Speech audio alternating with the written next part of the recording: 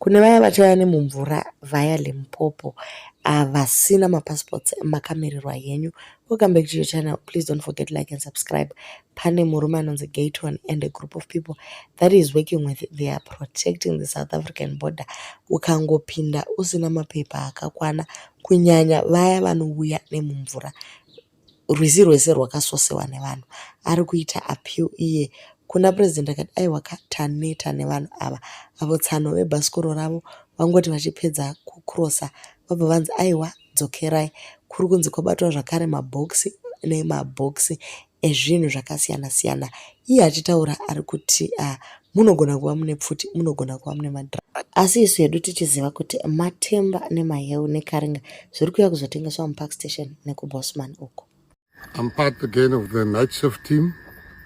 We've got hundreds of people on this border. There's no one here. From the Border Management Authority, we don't see soldiers here. There's no one here.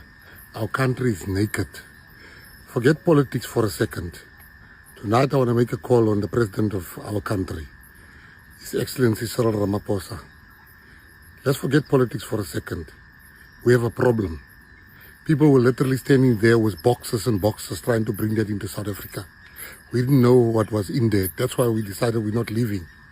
People might bring in guns. People might bring in contraband. People might bring in dynamite, for all that we know. So we are asking of you. There are people that are getting paid big money to guard our borders. They are not here. They are sleeping. None of us are getting paid. But this country has given me a second chance. This country has given me everything. I'm asking you to please treat this as a matter of urgency.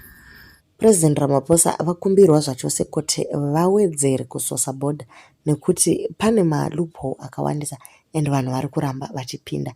Pamwe pacho unotoona kuti vamwe vanotopinda nepamusoro vachizvibhadharira mari yavo zvakangonaka.